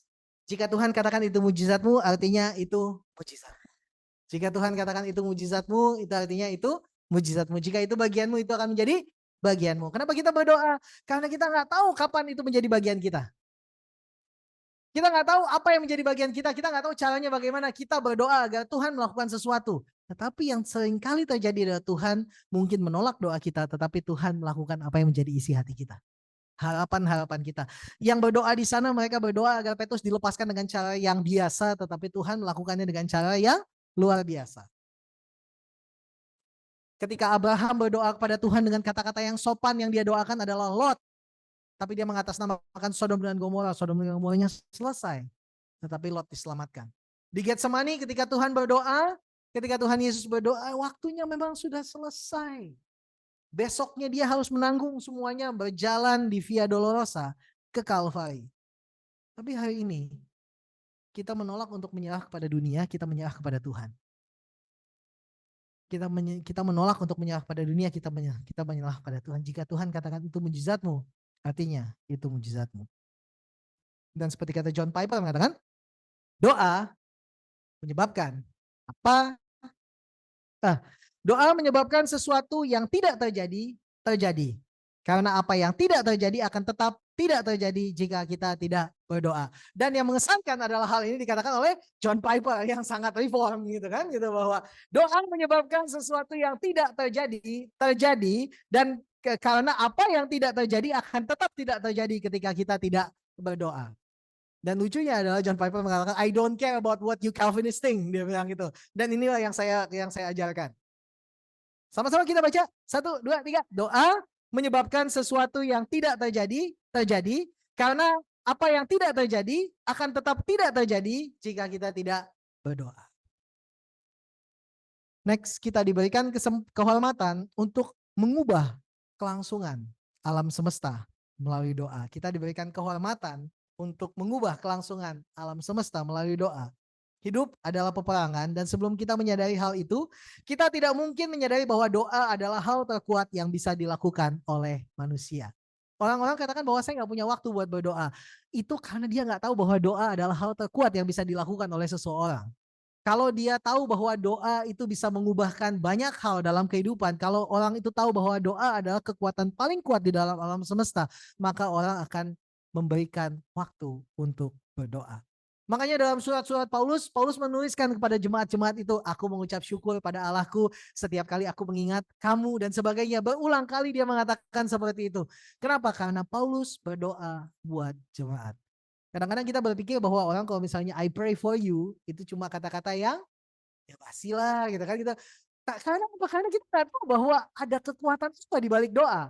Karena kalau misalnya kita tahu bahwa ada kekuatan di balik doa, maka kita akan mengatakan bahwa berdoalah buat saya. Gitu kan? Berdoalah buat saya. And thank you for praying for me. Thank you karena kamu sudah berdoa untuk saya. Tetapi karena kita nggak tahu atau kita meremehkan, maka kita pikir bahwa oh ya udah cuma berdoa doang. Gitu kan? But then again, kita tahu bahwa hidup adalah peperangan dan doa adalah hal terkuat yang bisa dilakukan oleh manusia. Dan mengapa I pray and I obey? Berikutnya adalah Tuhan menunggu untuk memastikan bahwa namanya dimuliakan melalui apa yang ia kerjakan di dalam dan melalui setiap orang yang menanti-nantikannya. Itulah sebabnya kita berdoa dan kita taat. Next, Tuhan harus menjadi solusi dari doa. Tuhan harus menjadi tokoh utama dalam setiap doa yang terjawab. Bilang sama kiri kanannya, kalau kamu punya doa, gitu ya. Bilang sama kiri kanannya, kalau kamu punya doa, Tuhan akan menjadi tokoh utama dalam doamu. Sekali lagi, kalau kamu punya doa, Tuhan akan menjadi tokoh utama dalam doamu. That is what is supposed to be, bahwa Tuhan harus menjadi tokoh utama dalam setiap doa kita. Ya Tuhan, kalau boleh, cawan inilah daripadaku, tetapi bukan kehendakku, tetapi kehendakmu yang jadi dalam hidupku. Seperti doa Yesus. Atau seperti kata Abraham bilang, Tuhan kalau boleh jangan dihukum itu Sodom dan Gomora, tapi Tuhan menyelamatkan Lot. Dan dalam kasusnya Petrus adalah bahwa mereka di sana berdoa dengan cara, dan Petrus dilepaskan dengan cara yang lain. Harapan kita sama, cara Tuhan selalu bisa berbeda. Harapan kita semua sama kok, kesejahteraan akan kehidupan. Nggak ada orang yang nggak menginginkan kehidupan yang sejahtera. Tetapi bagaimana cara Tuhan itu selalu berbeda. Alkitab mencatat kehidupan ribuan orang-orang yang hidupnya diatur oleh Tuhan. Dan itulah mengapa kita percaya bahwa Tuhan menginginkan kita untuk surrender to His will. We know that God wants us to surrender to His will. And next, yang terakhir adalah, and this is what miracle feels like. Ya, bahwa yang terakhir adalah bahwa yang mengetuk itu, yang menggedor-gedor tadi, yang menggoncangkan, yang memukul bahumu, gitu kan? Itu orang yang suruh kamu diam dan sebagainya. This is what miracle feels like. This is what miracle feels like. Dan orang-orang yang melihat dan tercengang-cengang, and this is what miracles feels like. Inilah jawaban Tuhan. Inilah cara Tuhan. And we surrender to His will. Tapi kita tidak surrender pada cara dunia ini. We surrender to God sehingga kita tidak perlu surrender to this world. We surrender to God. We don't have to surrender to this world. Amin. Mari kita berdoa, kita bangkit berdiri sama-sama, kita nyanyikan lagu ini. Jeng, jeng, jeng. Kita bangkit berdiri semuanya.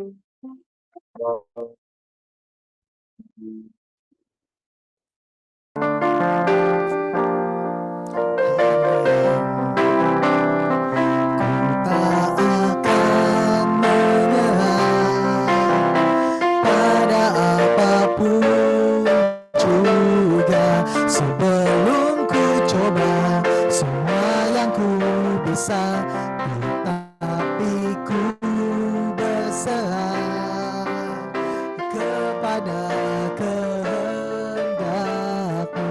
Hatiku percaya Tuhan punya rencana. Sing it one more time.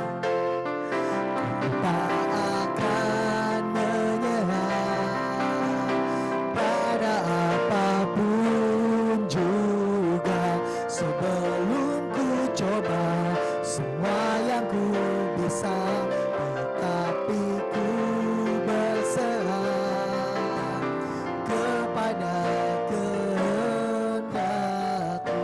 Hatiku percaya Tuhan punya. Let's sing it one more time. Come on, lift your heart.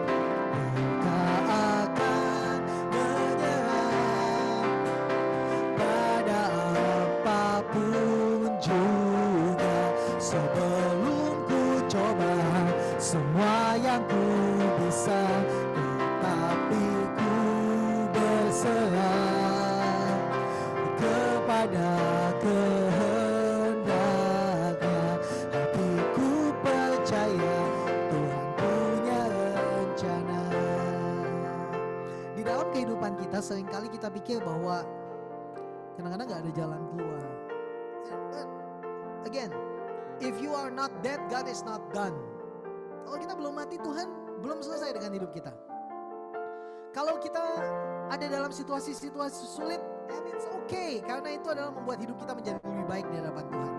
Kalau kita berdoa menantikan pertolongan Tuhan, ya itu memang sudah demikianlah. Kenapa? Karena kita berdoa, karena kita punya satu ketergantungan, kita punya satu kebutuhan, dan kebutuhan kita itu tidak mungkin terrealisasi kalau kita tidak berdoa pada Tuhan.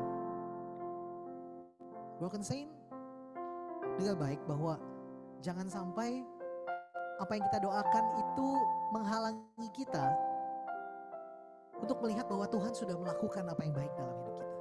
Dunia kita ingin kita menyerah pada dunia ingin kita menjadi kompromi terhadap dunia, but bukan itu yang kita ingin lakukan.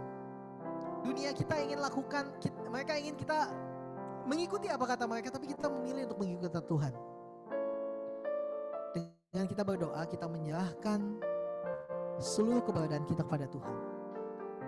Menaruh hidup kita dalam tangannya, di dalam pengaturannya, membuat kita bertahan.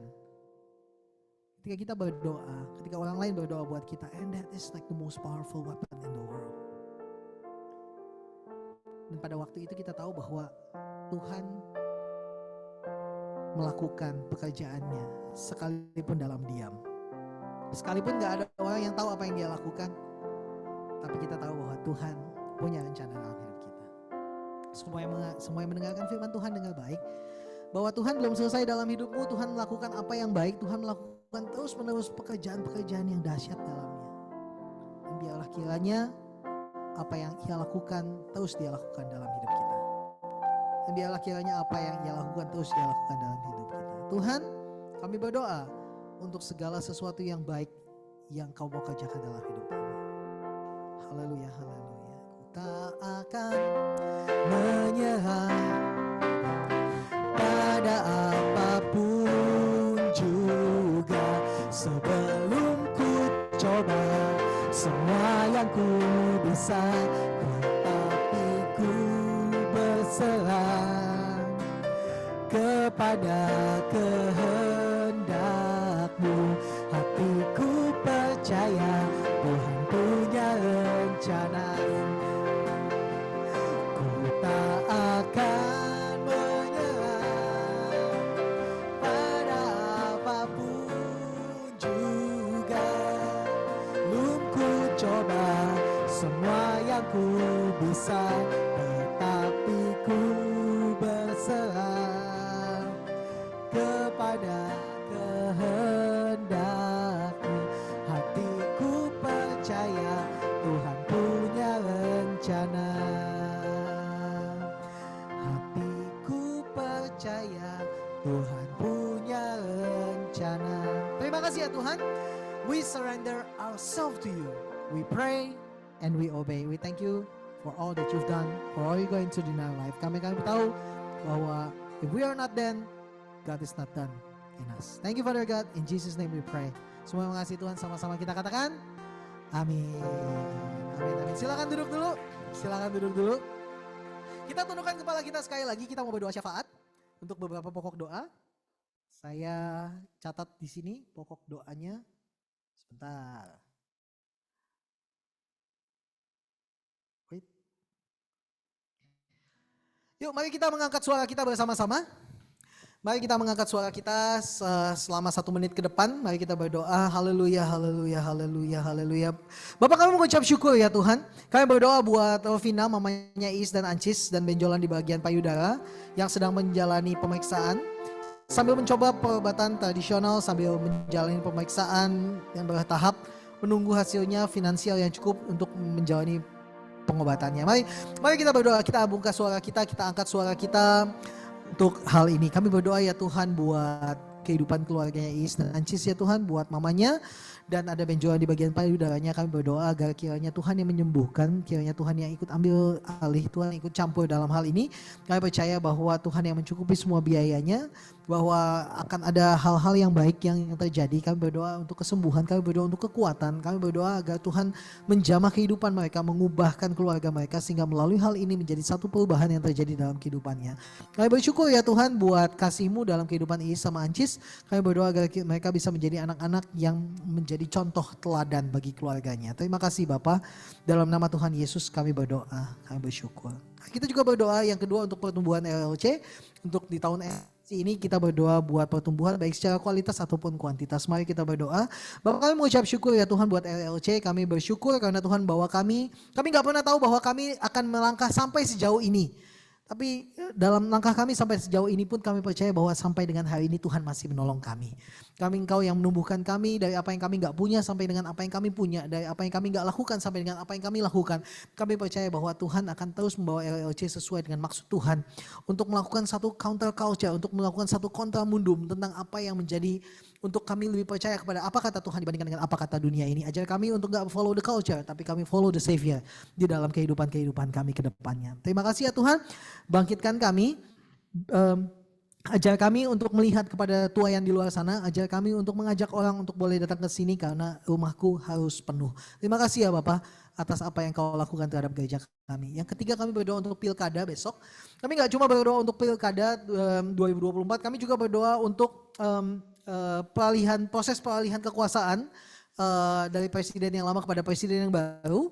Kita juga mau berdoa untuk bahkan untuk pemilu di Amerika karena kami percaya bahwa itu akan menentukan peta politik ke depannya di dalam dunia dan dan sekutu-sekutu ataupun musuh-musuhnya. Kami berdoa agar kiranya Tuhan juga campur tangan agar rencana Tuhan digenapi. Bapak, kami berdoa ya Tuhan untuk pilkada besok agar kami tahu bahwa Tuhan gak terlalu peduli siapa yang menang. Kami percaya bahwa siapapun yang menang, ajar dia untuk menghormati Tuhan, ajar dia untuk boleh membela hak-hak orang yang minoritas, ajar dia untuk bisa menghormati Tuhan, ajar dia untuk menjadi pemimpin yang adil. Kami berdoa untuk peralihan kekuasaan dari presiden yang satu ke presiden yang akan datang, kiranya boleh menjadi negara yang lebih baik, Indonesia boleh lebih maju. Kami berdoa untuk pemilihan umum di Amerika Serikat, di satu negara yang sudah mempengaruhi course dari histori manusia. Karena kami percaya bahwa hasil pemilu besok juga akan mempengaruhi jalannya peta politik dan demografis di seluruh dunia. Bapak, kami berdoa untuk hal-hal yang di luar kendali kami. Kami tahu bahwa hal terbaik yang mungkin bisa kami lakukan ketika segala sesuatunya it turning against us adalah tidur. Kenapa? Karena kami percaya bahwa toh Tuhan mengasihi dan memberkati orang-orang yang dikasihinya pada waktu tidur. Kiranya Tuhan, Engkau yang mendengarkan doa kami. Kami berserah kepada tangan Tuhan. Karena kami tahu bahwa Tuhan memiliki rencana dalam hidup ini. Terima kasih Bapak buat Kau sudah mendengar doa-doa kami. Kami percaya bahwa doa kami tidak ada formulanya. Doa kami tidak ada kuasanya. Dan kuasa doa kami itu berada pada yang mendengar doa, bukan yang mengucapkan doa. Karena itu Tuhan, Engkau yang mendengar doa. Kiranya di dalam nama Tuhan Yesus Kristus, Engkau yang meresponi doa-doa kami. Demi Kristus Yesus Tuhan dan Juru Selamat, kami berdoa dan mengucap syukur. Mengasihi Tuhan, sama-sama kita katakan amin. Tuhan Yesus memberkati. Saya berikan kepada lanjutnya CJ. Oke. Silakan. Oke, tes. Ya, kasih tepuk tangan dulu buat gembala kita. Baik, hari ini saya akan membawakan pesan persembahan. Langsung aja kasih lihat itu ya, apa rekeningnya gitu. Nah, biar karena saya tahu ngetik butuh waktu begitu ya. Oke, Broken Sense, selagi saya mempersiapkan pesan persembahan ini, saya merenungkan prinsip-prinsip dalam persembahan gitu ya. Dalam pikiran saya ada beberapa prinsip dalam persembahan yang diberitahukan kepada kita oleh Alkitab. Pertama, Alkitab bilang adalah lebih baik memberi daripada menerima. Lalu kedua, kita tahu ada hukum tabur tuai. Yang memberi sedikit menuai sedikit, yang memberi banyak menuai banyak. Lalu Alkitab juga berkata bahwa kita harus memberi dengan sukacita. Sebab pemberian tidak boleh lahir dari keterpaksaan.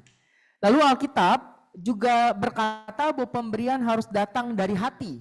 Pemberian eksternal harus sekedar menjadi cerminan dari pemberian internal. Maka pemberian yang tidak lahir dari hati yang tidak sungguh adalah kejijikan bagi Tuhan. Ini harus terjadi di setiap situasi, kaya atau miskin. Maka yang kaya membawa lembu, yang miskin membawa merpati. Dan indikasi besar bahwa Tuhan sangat menyukai persembahan yang justru dibawa dalam kekurangan. Seperti persembahan si janda 2 peser. Karena persembahan dalam kekurangan membutuhkan iman dan kasih sayang pengorbanan yang lebih besar. Dan terakhir yang bisa saya pikirkan, Alkitab berkata bahwa adalah lebih baik memberi kepada mereka yang tidak bisa memberi balik kepada kita. Karena kalau kita hanya memberi kepada mereka yang kita tahu akan memberi balik, itu bukan pemberian tapi transaksi. Nah, dari semua prinsip memberi yang bisa saya pikirkan ini, saya merenungkan yang mana yang belum diketahui sama RL. Dan yang mana yang belum dijalankan sama Broken Sense sehingga saya bisa angkat dan saya bisa bawa gitu. Dan saya harus akui bahwa sepertinya semuanya sudah pernah disampaikan ya. Di pesan persembahan ini si pembawa pesan itu sudah menyampaikan semua prinsip yang tadi dalam satu dan lain hal. Dan saya harus akui bahwa sebenarnya Broken Sense sendiri juga sudah mempraktekkan semua prinsip ini dan bahkan melakukan lebih banyak daripada yang diminta. Sebab kita tahu bahwa persembahan itu lebih daripada sekedar uang. Pelayanan Anda yang tidak bisa diukur dengan uang adalah sebuah persembahan. Kalau mau dirupiahkan, berapa banyak harus kita bayar kepada Korendi dan Kak Yulia dan kepada Freddy yang nyanyi sambil main genjreng? Berapa banyak yang harus kita berikan kepada Vinky yang akan keluar negeri nanti? Kalau mau dirupiahkan, berapa banyak uang yang harus kita keluarkan tiap minggu untuk tempat ini? Pelayanan Anda yang tidak bisa diukur dengan uang adalah sebuah persembahan. Kehadiran Anda yang tidak bisa diukur dengan uang adalah sebuah persembahan. Komitmen Anda yang tidak bisa diukur dengan uang adalah sebuah persembahan.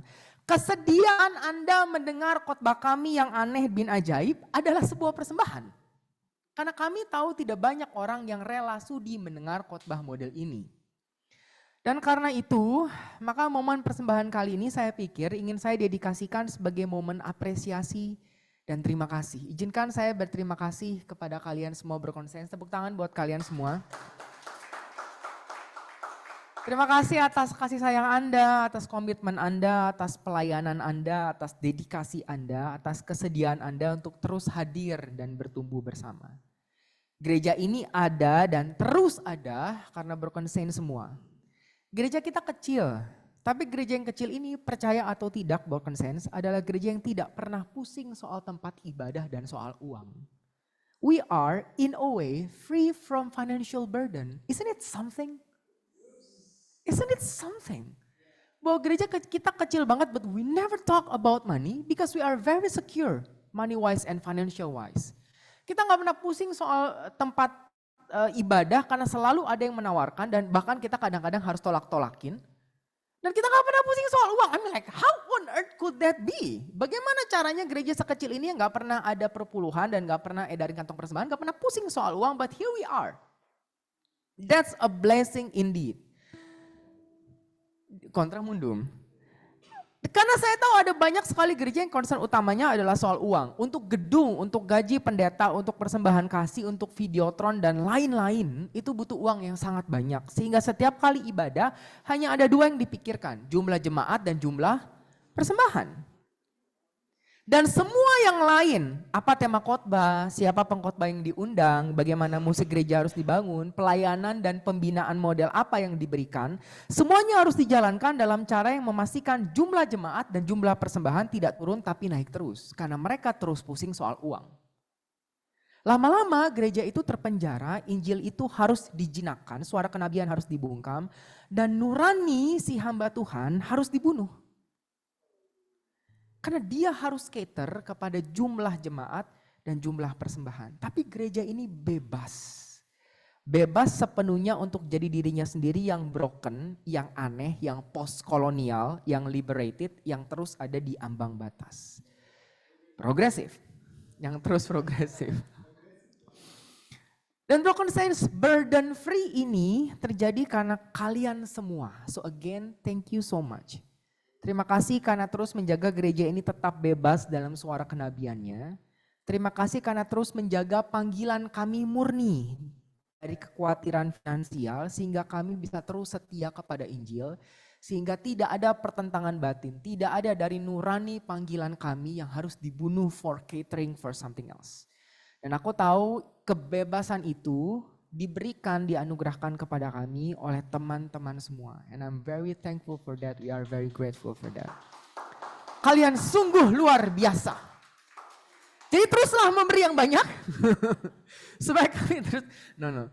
Terima kasih buat persembahan Bapak Ibu. Bapak Ibu adalah jemaat yang setia. Terima kasih karena menjaga gereja ini tetap free. Terima kasih karena menjaga kami boleh terus aneh dan boleh terus bebas di dalam menafsirkan Injil dan menyampaikan kebenaran yang kami tahu jarang bisa didengar oleh yang lain. Terlalu tajam terkadang dan terlalu menusuk terkadang. So thank you so much. God bless you guys.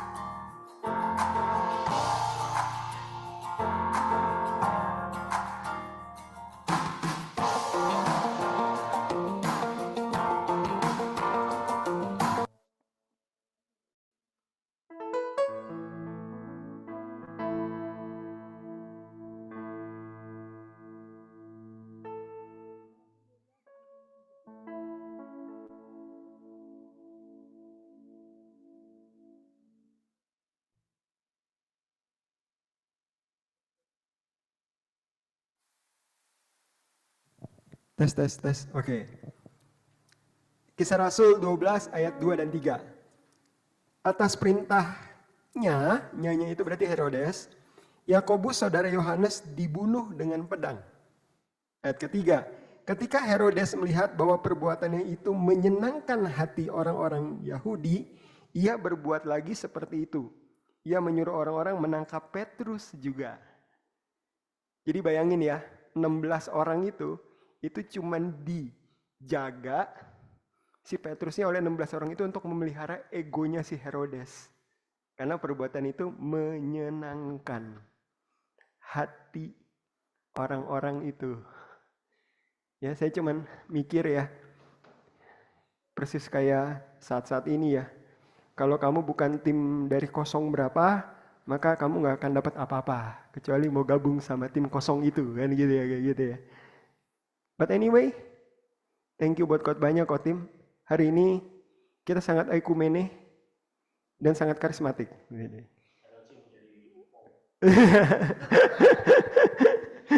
Kita akan tutup ibadah kita. Bangkit berdiri teman-teman semua. Dengan satu pujian yang kita tahu bahwa Tuhanlah kekuatan kita. Tuhan yang harus jadi tokoh utama dalam setiap doa, bahkan pujian-pujian kita. In Christ alone, I place my trust and find my glory in the power of the cross. In every victory, let it be said of me, my source of strength, my source of hope. In Christ alone, in Christ alone, I place my trust and find my glory in the power of the cross. In every victory, let it be said of me, my source of strength, my source of hope is Christ alone. I place my trust and find my glory in the power of the cross. In every victory, let it be said of me, my source of strength, my source of hope is Christ alone. Kami bersyukur Tuhan buat ibadah kami hari ini. Kami menyelesaikan rangkaian ibadah minggu kami. Kami percaya bahwa Tuhan terus-menerus melakukan apa yang baik dalam hidup kami. Segala sesuatu yang Tuhan kerjakan itu baik adanya. Segala sesuatu yang Tuhan kerjakan itu membentuk kami sehingga kami boleh menyenangkan hati Tuhan. Segala sesuatu yang Tuhan kerjakan itu berproses dalam hidup kami, membuat kami semakin hari semakin mengasihi Tuhan, sehingga hidup kami boleh menceritakan satu tokoh utama, Yesus Kristus, Anak Allah. Sehingga hidup kami boleh menjadi surat yang terbuka yang dibaca oleh semua orang di luar sana. Sehingga mereka yang tidak membaca Alkitab boleh membacanya dalam hidup kami. Sehingga mereka boleh menemukan Kristus dalam keseharian kami. Broken Saints, pulanglah, terimalah berkat yang sempurna yang mengalir dari tahta Allah Bapa. Dan cinta kasih Tuhan Yesus Kristus dan kuat kuasa Allah Roh Kudus memampukanmu melakukan hidup yang berkenan. Di dalam keseharian, di dalam hal-hal kecil yang mungkin tidak ada yang melihat kecuali Tuhan. Berdoalah, mohonkanlah yang baik. Nantikanlah Tuhan menyatakan dirinya di dalam keseharianmu. Dan lihatlah betapa hidupmu diubahkan sedikit demi sedikit. Dan tiap hari semakin boleh menyerupai gambaran sang anak. Pulanglah, terimalah berkat Tuhan, jadilah berkat bagi dunia. Biarlah orang membacamu dan menemukan Kristus di dalammu. Demi Kristus Yesus Tuhan saja kami berdoa, mengucap syukur. Semua yang mengasihi Tuhan sama-sama kita katakan Amin. amin. Tuhan Yesus memberkati. Selamat. Christ alone, I place my